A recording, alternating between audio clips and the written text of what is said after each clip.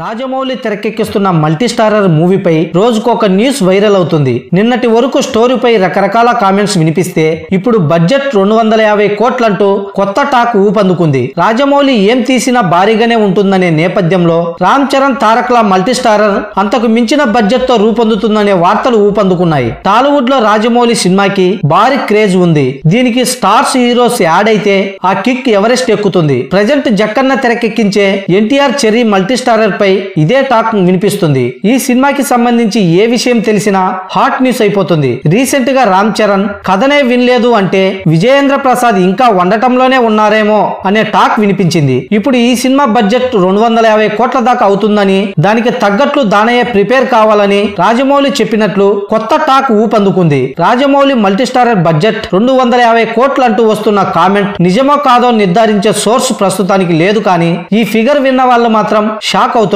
బాహుబలి ఊహాతీతమైన ఒక ఫ్యాంటసీ కథ కాబట్టి బడ్జెట్ ని ఓ రేంజ్ లో పెట్టారు. స్టోరీ కొత్తగా ఉండడంతో భాషతో సంబంధం లేకుండా అన్ని చోట్ల దానికి బ్రహ్మరథం పట్టారు ఆడియన్స్. కానీ ఇప్పుడు తీయబోయే మల్టీ స్టారర్ ఒక కమర్షియల్ మూవీ. రెగ్యులర్ ఫార్ములాలో జక్కన్న తనదైన శైలిలో మిక్స్ చేసే హీరోయిజం తో ఉంటుంది. మరి ఇలాంటి సినిమాకి 250 కోట్ల బడ్జెట్ ఎందుకనే టాక్ వినిపిస్తుంది. కానీ ఇన్సైడ్ టాక్ ప్రకారం కమర్షియల్ మూవీనే అయినప్పటికీ యాక్షన్ పరంగా ఇందులో భారీ కాన్వాస్ ఉందట.